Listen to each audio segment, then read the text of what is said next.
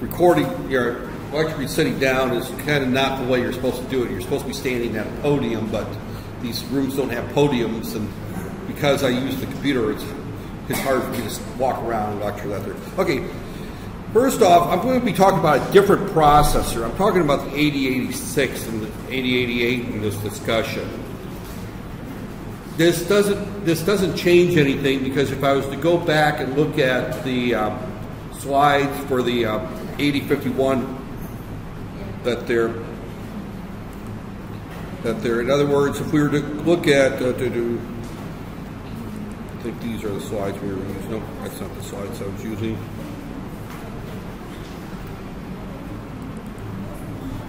That there. And she's a little slow here.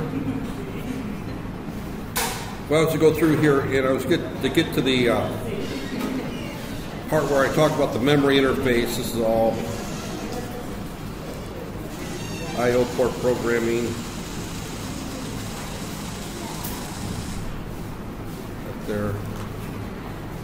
Expanded memory. If we were to look at addressing modes, if we were to look at those slides, you'll find that they do it the same way. So, programming in C, and I'm not going to bother going through. Well, let me just kind of go through it using the. And I thought did I close that? Okay, right there. You close that book. Okay. All right. The 8086 is a processor that's been around for a long time, and we'll look at the 8086 for example, in the min mode, for example. What we see here is that we've got address lines. We've got AD0 through AD15 right there.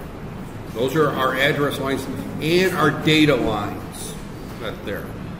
So, in addition, we also have 4 other lines, and I don't know what my pen did there, but right there, it seems to be off track there somehow, but right here, these are my, okay, this is going to make my life very interesting today. That there, we can tell it's getting close. This is your last class before the break, right? Yes. So I can tell in the lack of attention that people are having. They're easily distracted today. You know, that there. Is anybody going to show up on Thursday for my Thursday afternoon class? That there. Well, we'll find out. That there. I got the microcontroller group meets on my digital group meets on Thursday. All right. Regardless, what I'm going to say here is, and I'm just going to, instead of trying to do this, let me just write it out in one note here. Is that we've got coming out of the processor, we've got the lines AD0 through AD15. Now, the 8086 is a 16-bit microprocessor. That's why there's 16 data lines. The 8051 is a 8-bit microcontroller. It's only got 8 data lines. Now, coming out, if we were to look at the 8080 or the 8051, that there, and we were to put it in the external memory mode, it would have. This is the 8086. If we were to look at the 8051,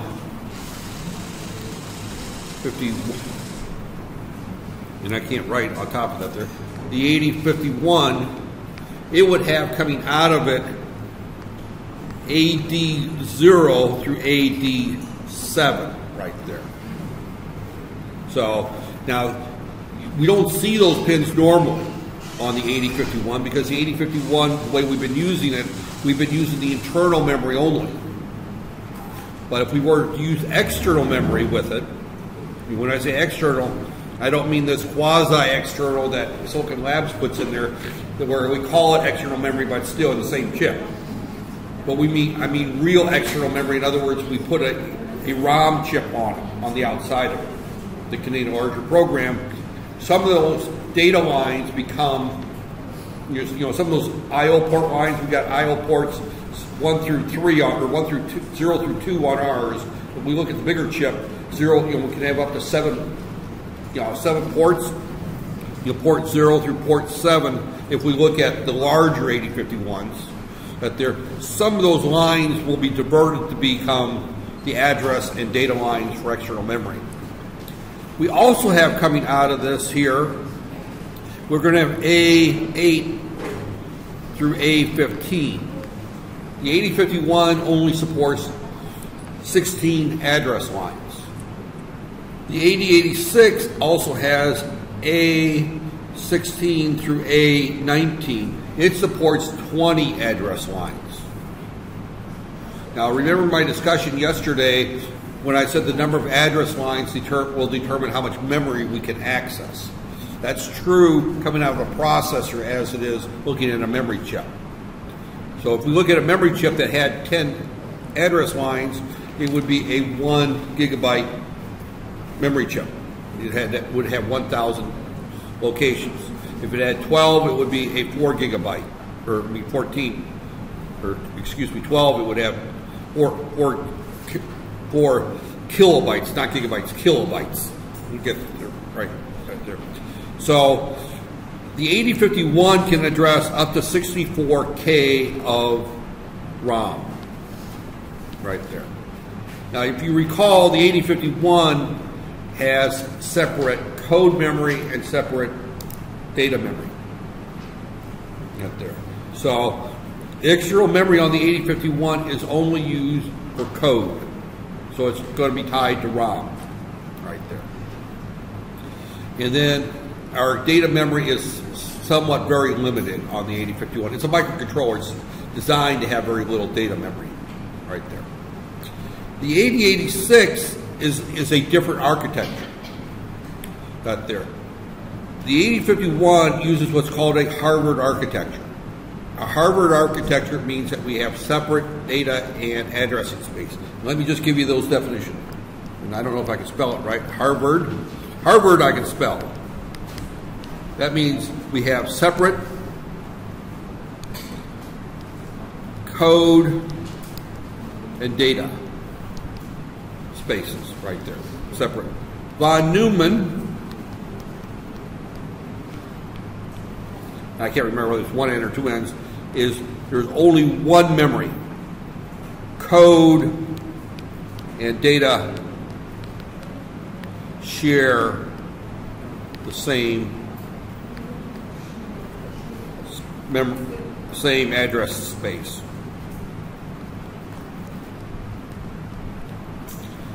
If you work with microcontrollers or microprocessors at all in your career, you're going to run across both of these architectures right there. This is kind of there. The only reason I bring that up is because I'm talking today about the 8086, and it's a von Neumann architecture, which means that code and data are combined right there, and that makes a big difference in how we deal with that there. The 8051, because it's a Harvard architecture and has two different address spaces that there, we can address things differently. So we have different instructions. Move C is we want to move something from code memory. Move X if we want to use something from external memory. Move if we want to move something from data memory. The 8086, because it only has one addressing space, there's just one move command. There is no move C, move X, right there. It just uses move, right there. So now, getting back into the subject area of today is how do we interface memory to a microprocessor? That's what we're going to look at. Yesterday we talked about different types of memory chips. When we look at a memory chip, it had some address lines, right? And it had some data lines. Right there. There are no shared lines on the memory devices. They are separate. So we have to separate them out. That there. We also have, coming into this, some type of chip enable, chip select, or they sometimes just called G. They're usually not. I'm just going to put not there. And these are used to enable that particular chip. Right there. Because most microprocessor systems have more than one memory device in them.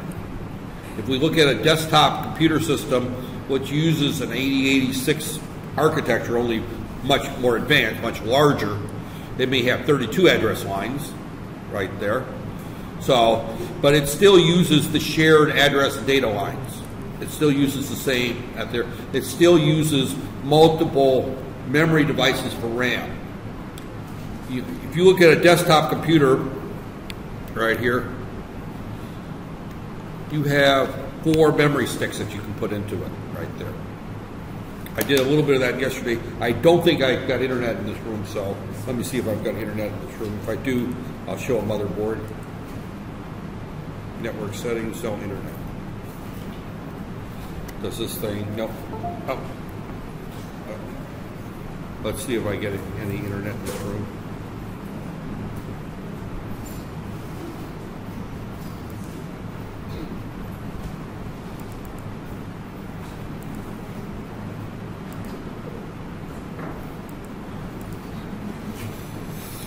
I may be able, well, it says it's connecting to Wi-Fi at BMI. Sometimes the Wi-Fi here is a little bit less than strong.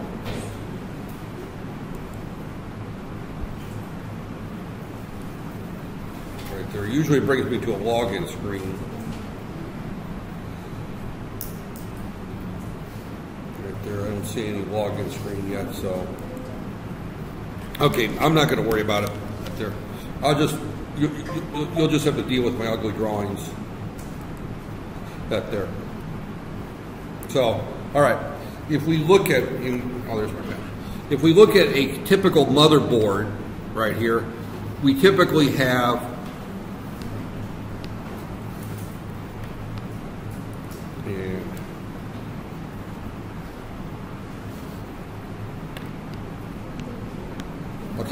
we typically have we have these little memory modules. I showed pictures of them yesterday that are DDR3s, DDR4s, DDR1s, DDR2s, and there's 4 slots on most motherboards today. Some motherboards have 8 slots, some motherboards only have 2 slots, most have 4 slots. So, and when we expand memory on a desktop computer or a laptop, you know, laptops also have places where you can expand memories. This one doesn't. This one's sealed. I can't. But a normal laptop usually has a little window where you can, a little door on the back where you can open it up and add more memory or change the memory modules in that there. So I think my laptop, the laptop I use as a laptop, I think it's got 2 memory modules in it right there. So one's soldered in. I can't take it out. The other one is out there. Well, we have to be able to address these individually. And those are addressed very much like a memory chip, only now it's a module right there. So when we look at these chips, so we have to know, if we have 4 or 5 memory chips in our system, we have to know where they're going to be right there in the address space. So typically when we look at our address space, and I'm going to start here at 0, 0, 0, 0. I'm going to put 5 zeros down because I'm talking to the 8086 here. This is our reset location, 0, 0, 0. And we're going to put there, we're going to put usually ROM right there. We're going to put, if it's a desktop computer, we're probably going to put the BIOS ROM there. It's what's normally going to be at the top part of memory, right there. Later on in memory, we may have a chunk of RAM here. A chunk of RAM here, right there. Right there. We may have some other things up there. So this may go from one address to another address. This is going to start at one address and go to another address right there. We may have gaps in our memory map right there. So when we look at our memory that there, this is one IC. This is one IC1 right there. Now, depending on how big the IC is, it's going to not use all 20 address lines. You see, and that's the key to what we're going to talk about today. Is the fact is that we have two problems. Problem one is that we've got, in our case, 20 address lines, and say a memory chip might only take 12 lines. So we have to use the other 8 lines to determine if this is the right chip. Right there. So that's called address decoding. And then the other problem we've got is we've got these shared AD lines have to become address lines and data lines separate. We have to separate those two out. So we have two problems when we come to how we interface memory. One problem is the addressing. And we use something called an address decoder in order to determine that. And then we use a address latch in order to So let's go back to my right here, and let's kind of go through here. And as we look at these pins, I'm not going to get into great detail on them there, but again, 80 through 87, right there. They're compose, these lines here compose the upper multiplex address bus on the 8086. These lines contain the address bus A15 through A8 whenever the ALE, that's an important pin here, the ALE, and my thing is still shifting on me. It's ready for spring break, that there. But whenever the ALE is a logic 1, that contains the address lines. Whenever it's logic low, it's a data line, right there. So then we also have A19 through A16, which we don't have to do anything with. We can just use those, right there. The read not is 0 whenever it's the read. The ready line, we don't need to worry about. You know, I just want to highlight the ones that are used for memory. Read not is used for memory. The address lines are used for memory. The data lines are used for memory. Right there, interfacing. Right there. We don't use the clock. We don't use the interrupts. That there. And then we've also got another line here that we may or may not use called the IO/memory not. That there. And then we've got the write line. And we've also got the ALE line. So we've got a number of lines we need to talk about. So let's just kind of talk about each of those lines that we need to deal with. So we've already talked about the AD0 through AD15 or AD0 through AD8, depending on the microprocessor. And then we've got A8 through A15, or we've got A8 through A19, depending on the microprocessor we're dealing with. If it's an 8-bit microprocessor, most 8-bit microprocessors will only address up to 64K.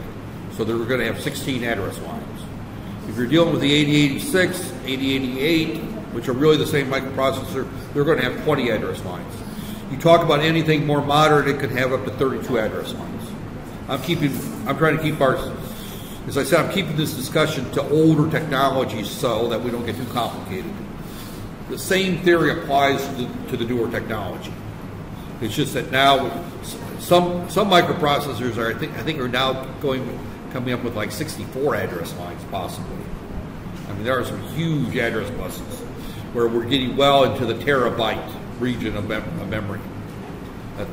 I think I showed a set of memory yesterday that it costs $1,000 US for the second class. It's on the video that has in it those 8 by 16 chips. So it was 128 gigabytes of RAM you could add to your PC if you wanted to, if you had the right motherboard. You know, that's a lot of memory. And you would not use that for your normal PC, but if you're, say, running a server, you might. Somebody like Google might have to have a need for, you know, something large enough like that. You know, Google has pretty large systems. They're probably running Linux, not Windows, but so when we look at this right here, we're looking at, let me just kind of list our pins that we need to worry about. Our pins we need to worry about are AD pins, our address pins. These need to be demultiplexed. We'll talk about that in just a second. Run that through a demux. These we just tie straight to memory or the address decoder. Decoder, right there. Then we have our write, not read, not lines, which we may use one or both of those. And then we also have our IO/memory not line right there. So those are the lines right there. Now, as we look at these lines, this line goes low if it's a write, if we're writing, if it's a write operation. In other words, the microprocessor is writing to memory. This goes low if it's a read operation. This is low if we're accessing memory.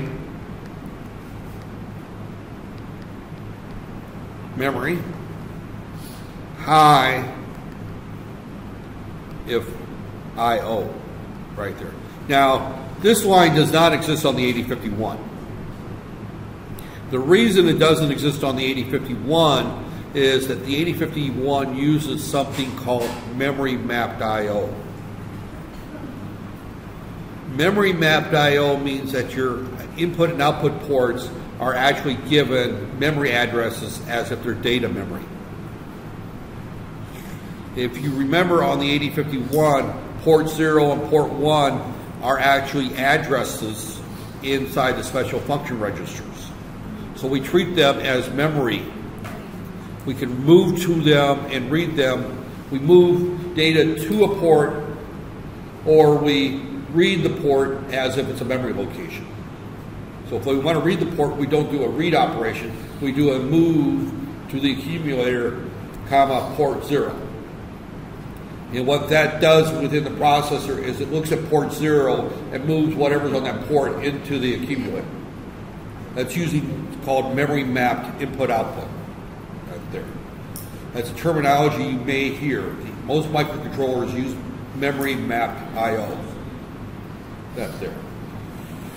Some microprocessors, like the 8086, might use I/O mapped I/O. I/O mapped I/O means that I do in and out instructions out there, and I have a totally different set of instructions for accessing inputs and outputs as I do for accessing memory. And I have a different addressing space out there. You know, thus far on the 8051, we had 3 address spaces. We had code, we had data, and we had X data, right? Those are our 3 addressing spaces on the 8051. On the 8086, we have memory, and we have I/O right there. We can choose not to use the I/O space and map our I/O as memory. And if we do that, then we just simply ignore the I/O/memory not line right there. So, but we can map our I/O separately right there. So that is something that we don't have on the 8051 because our I/O is actually contained inside here. You know, all of our input and output ports are contained in the upper 128 bytes of our data memory in our special function registers. That's where our inputs and our outputs reside. Right there. So those are our chips pins we got to look at right there. Right there. And I'm going to skip to the next chapter here because the rest of this chapter talks about all kinds of things here. Well, actually, no. Right here, here's where we want to be. This is the magic slide here. When I say this is the magic slide, this is showing here this ALE right there. That's the address latch enable. Here's my I/O pins right there, AD0 through AD15, right there. Here is my data bus, right there, right there. This is a 74373, right there. That is the chip number right there. And if you look at this chip number, this is a octal D latch, is what this is. Remember the D latch from your basic digital? So a D latch means that whenever this line is high, whatever is brought in on these inputs, these are the inputs here, and these are the outputs. This is D0, D1. So these are the outputs of the D latch on the top, right there. Those are the outputs. So the ALE goes high. Whatever's on AD0 through AD15 is then, and whatever's on the input here, and the input shown on the bottom, is then transmitted to the output. Right there. The latch is taken low. These lines are now allowed to change to be the data lines, and the address is kept on the top, right there. Now, we also latch the upper 3-4 bits as well. There's not really, there is a need for it because those status bits do change from time to time. So we also latch those as well because these are shared with the status bits. Right there. So what we're doing in this slide, and this slide very well could find itself on a test where you're asked what the purpose is of the 373 and explain how it operates. Right there. I don't expect you to be able to memorize this drawing, but I expect you to be able to look at it and see what's happening here. This handles the demultiplexing of the address data lines. We have to do this whether we're doing with an 8051 or an 8086 or any processor that uses that scheme.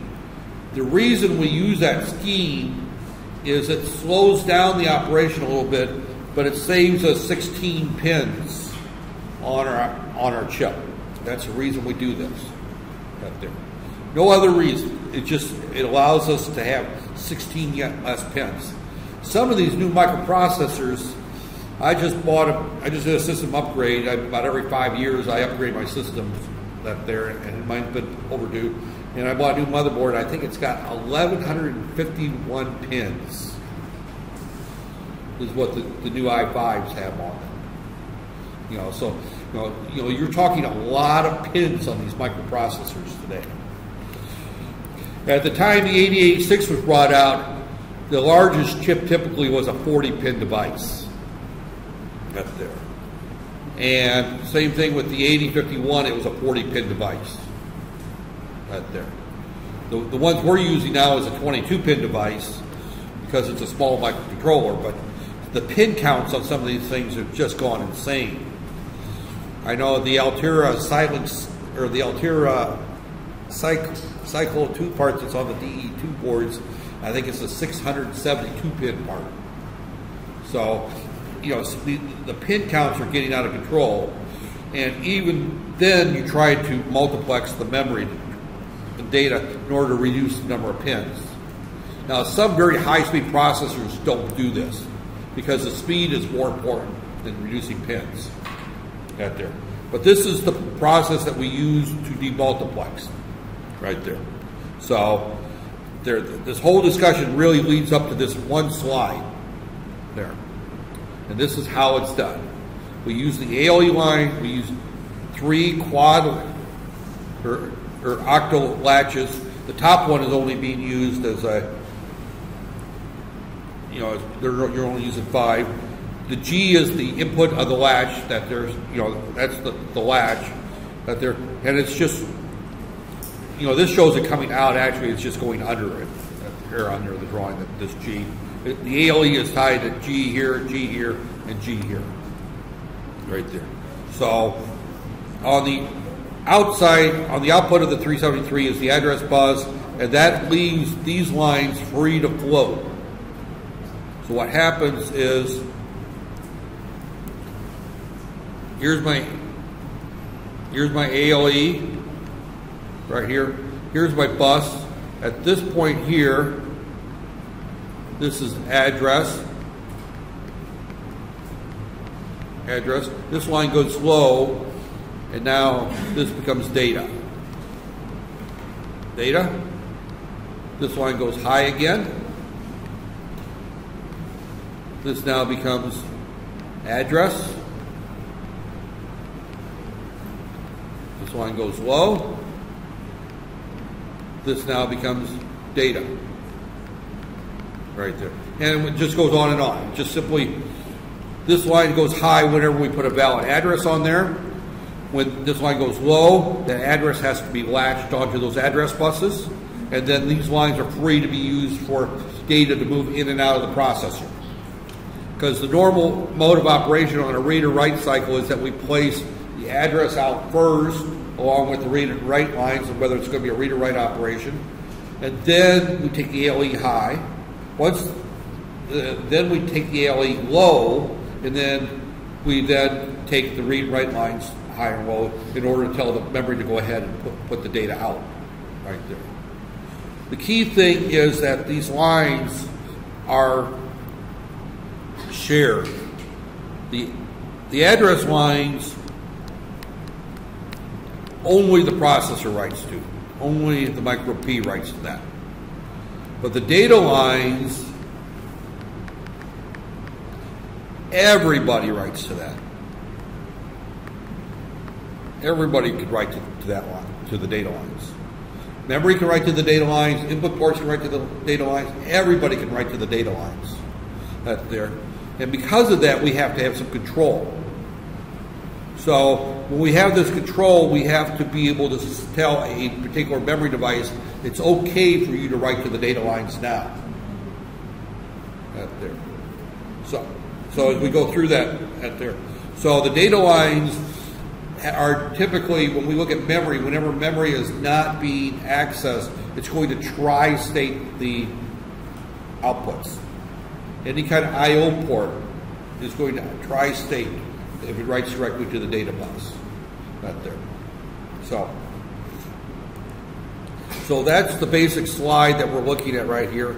And this is, again, showing the same thing here, only in this particular case, they're actually showing this through a bus here going through on that there. I'm not so much worried about that there. But this is actually showing here.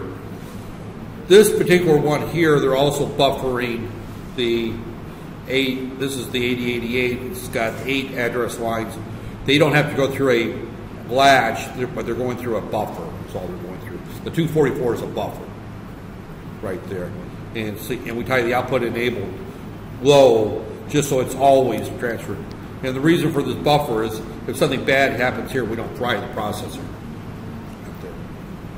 So, and this is a fully buffered 8088. The only one I'm going to probably show is this one right here. That's the one that I'm really concerned about. This is the, and well, this is this one here or this one here. They're both, the difference between the two of them is this has got 16 lines that have to be run through here. This has only got 8 lines that have to be run through there. Because these address lines are separate. If you blow this up, you can see that these A8 through A9, A16, those don't have to be latched. We don't need a latch.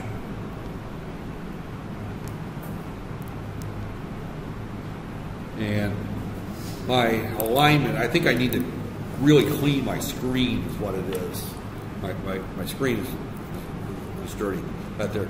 But these don't have any thing buff or multiplex with it, so there's no need to put a 373 on it. Here, because we're sharing AD0 through AD7, we have to have the 373. Here, because we're sharing A16 with the status bits, we need to put a 373 right there. So that's the key there. Now, let's jump to our next. This is a bunch of other stuff on the write timing. This shows how the write operation operates. That there, I'm not going to go through all this timing stuff. We're not really going through this processor. But this kind of shows here again, this shows the ALE goes high. Here's my valid address. My ALE goes low, the address is latched. And now this becomes status bits. Right there. This is actually a interrupt cycle. You're in a read operation. And see, and this becomes our data in coming out there. Here's our read not line going low, and there's our data coming in. This up here should be, this is a read operation. They should have something similar for the write operation. Ready timing. And I am not going through all the various. This is all chip select. This is going through the. We're not covering that there. We're not going to go through that there. Let me jump to the next chapter. At chapter 10 from this book here that Bry, I'm going to consider that reading material. That chapter I'm going to cover that there. It covers the same basic information here. This is a quasi memory device right there. This could be RAM or ROM. You'll notice that there are shown here on the left, there's my address connections. It goes from A0 through AN. The number of memory spaces this thing has is dependent on how large this address is. Remember, you've got 2 to the n memory locations, and this is going to drive me nuts. Right there. If I write really fast, I can get it wrote. 2 to the n, right there. Location set there. 2 to the n locations in there, and this tells you how wide this is. So, as I said yesterday, most ROM chips, this is going to be 8 bits wide. Most RAM chips, if it's DRAM, it's probably going to be 1 or 2 bits wide. But if you're looking at a module, then this would be whatever the memory width of the module is, right there. So again, when we're looking at memory modules, you can treat those as a single chip for our discussion, right there. So we also have 2 lines here, write and read. Now those are not needed if we're talking about ROM chips. The only one, well actually the read not is, because we need to have an output enabled, right there. And, all right, never mind, right there. But we've got the read and the output enable and the write enable lines, and those are active low, as I mentioned, they normally are, right there. And those tell the memory device whether it's a read or write operation. If we're talking about RAM, we can either write to RAM or we can read the contents of RAM. That's read-write memory. If we're talking ROM, then we can only read the ROM. And these are talked about from the perspective of the microprocessor or controller. And then we've got one other line, and this is an important line. This is the chip select not line. That is the one that tells this chip that it's the one currently being addressed. The problem is, when we look at a memory device here, let's say that we've got going through here A0 through A12 right there. So we've got 13 address lines going to this right here. Right there. And our microprocessor has, we'll just say, for example, 16, just to keep it simple. Right there. So A0 through A12 are tied to the memory device through the, if it needs to be latched, it's latched. We're going to assume that everything's latched at this point. Up there. And A13 through A15 are used to determine whether or not this chip is being selected. Right there. So if we look at a 16-bit address space, and let me just keep it simple here, right there. So let's just keep it simple here. We're looking at 16 address bits, right there, and we're going to assume that all of our chips are going to be 12 bits right there. Let's keep it simple. So we're using 12 bits, so each one of our chips is going to be 2 raised to the 12 are going to be 4K chips, right? Right there. So if we got 12 chips, so that means we got A0 through A15, or A11 going to each of our memory devices, right there. That means that A12 through A15, that's 4 lines, right? Right there, are going to go to select which chip, right there. So what we've got here is we've got, and I'm just going to show 3 of these, right there. And I use 12, which means that my address space here is I'm going to start this one at F0, F, and it's going to go from F000 right there. That's the address I want that memory to be in. This one's going to be in EFFF. This is E000. This one is D0FFF. D000. So that's the addresses that's contained in each one of these chips. Each one of these chips contains 0, it's got 4,000 locations right there. And the 000, FFFF, 3 F's there. The first digit right here, this F, is common to everything in that chip.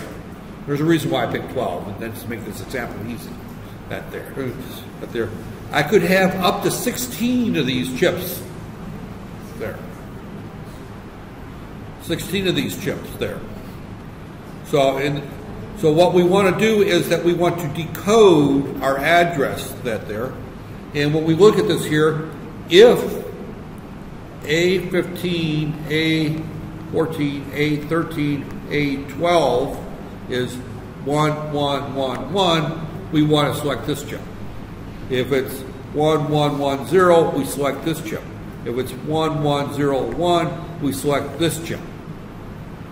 We look at the upper 4 bits of the address to determine which memory device we want to select.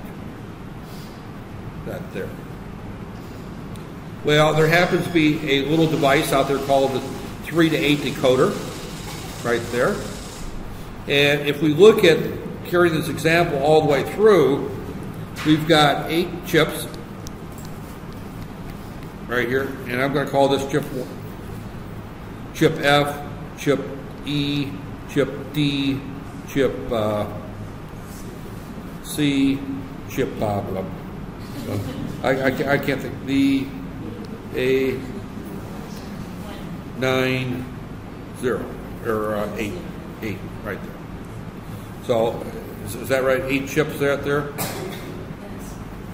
So when we look at that there, actually we can have up to 16.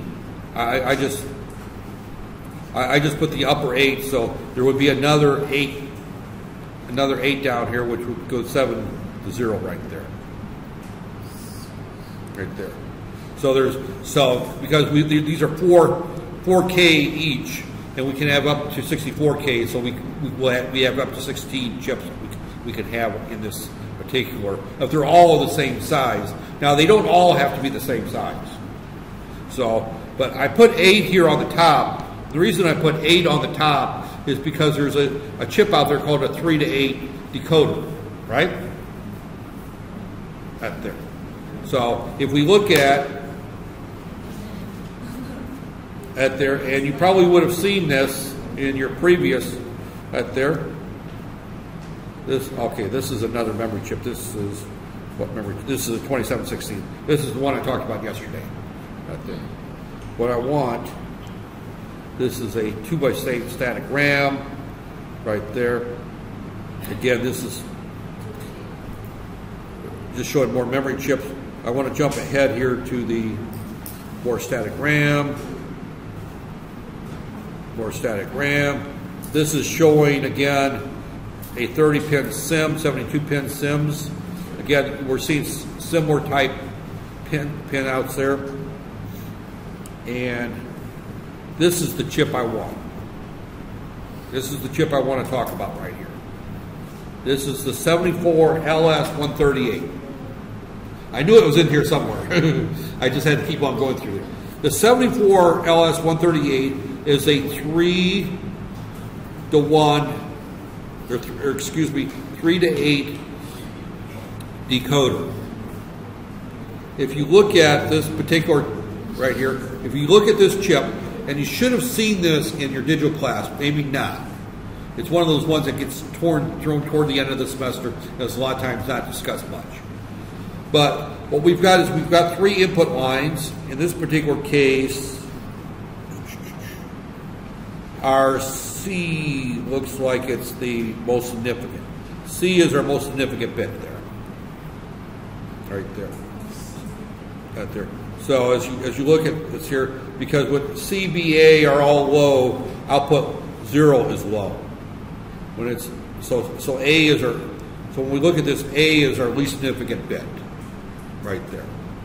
So it's important that you keep that in mind that there, because I know when I teach basic digital, I tend to use A as the most significant bit. That there. So people do it differently. There. So A is our least significant bit. So whenever this is 0, 0, 0, output low is low. Whenever this is 0, 0, 1, 0, 0, 1, output 1 is low. There. If the enables are all selected. Now all 3 enables have to be active right there. So when we look at this right here, up to here, and I know that's annoying. It's got to be just it's annoying that there, but up to here, you know, notice here that if G2A is high, we don't care what anything else is. If G2B is high, we don't care what anything else is. If G1 is low, we don't care what anything else is. So this has got to be 0, 0, 1, and then all the outputs are high. So we use this type of chip, and we would use 2 of these in our particular situation, right there. And the way we would use 2 of these, right here, right there. So this is how we decode our address, and I'm going to, no, I want to go back to here. Okay, so when we look at this right here, we've got coming in here CBA, right? CBA, right there. And we've got 4 address lines, A15, A14, A13, and A12 we don't use, right? Right there. Well, we're going to use A15 to select which of our 2 138s we can have. Remember that we've got 8 coming out of here. This goes to our F, F, F, F, F. This goes to our E. And, you know, actually, I'm going to write this differently. I'm going to write this FXXX, EXXX, DXXXX, CXXXX, BXXXX, AXXXX, 9XXX, 8XXXX. This one becomes 7XXXX, 6XXXX, and all the way down here to 0XXXX. Right. So these go to the chip selects on our memory. Now, what's unique between F to 8 and 7 to 0 is that the most significant bit is 0 here, and it's a 1 here, right? Because anything F, E, excuse me, as we go, F, is 1111, E is 1110, D is 1101, 1100, 1011, 101, 1010, 1001, 1000. This becomes 01111. So if I tie to our chip here, our G, we tie that to A12 or A15, and we tie to one of our G dots, A15. Then we tie the other ones active. In other words, we tie both these to ground, our G dots. We have two of those. And we tie these two together, and we tie our G here to VCC. So this chip is selected when A15 is 0. This chip is selected when A15 is high. Right. So, and then we tie this one here to A12, or excuse me, A14, A13, A15, A13 and A12 right there. And we do that the same thing here. A14, A13, A12. So this now gives us our address decoding. This is the process that we would go through. Now, it can get more complicated or less complicated as we go through that there. I picked an example to introduce a concept. Again, on a microcontroller, we normally don't do this very often, but you may run into this situation. It's actually part of this course that we have to talk about this. But it is an important concept, is how do we decode our addresses. So going back to the right here, you can see that this is here, we're using, in this particular case, here, we're making sure that all these are high in order to select this one here, right there. We're tying A16 to here, so A16 has got to be high, so this means that A16 through A19 all are high. This they use this NAND gate here because they don't have enough pins right there. So they have the NAND gate. This one's side low, so it's always selected. So our upper 8 bits are all F1 here. Our upper 4 bits are all F. Here we're using 13, 14, and 15, and then we're determining going to the chip select dots on each one of these right there. So this is essentially the whole scheme of what we're looking at right here. And this is for 8 64K, or 8 64K by 8. This is for a 64K by 8 section of memory. Each one of these has got 4K that there, so there's 8 of them that there. So this basically gives us a big chunk of memory from F000 to FFFF. That's all ROM. We got 8 chips. Some of the addresses, from 000 to 1FFF is going to be in this chip. The next group is in that chip, that there. So now, if we start with E, we would have a different 138. That there. This particular case, and I used a 16-bit example in order to keep it simple. This is an example using the 20-bit memory decoder. So if you look at 8-bit, 16 bits, it's a lot simpler than certain. And trust me, if we wanted to look at 32-bit memory decoders, they're much nastier. Not there. So, and typically, most modern motherboards will probably use an FPGA or a PLD for the address decoder now today, because it's so complicated that you wouldn't use a 138. You would use some kind of programmable logic device for it right there. So, but this is an example, and this is a similar example of what we're going through right there. And this is a different type right there. And then again, here we're getting into programmable logics, trying to do it that way. This is as complicated as I'm going to go with this example right there. That there. So the concepts that I wanted to get across today are fairly simple. One is we have to demux the address. That's done fairly simple with the 373 address latch right there. That's that previous slide that I said you should know.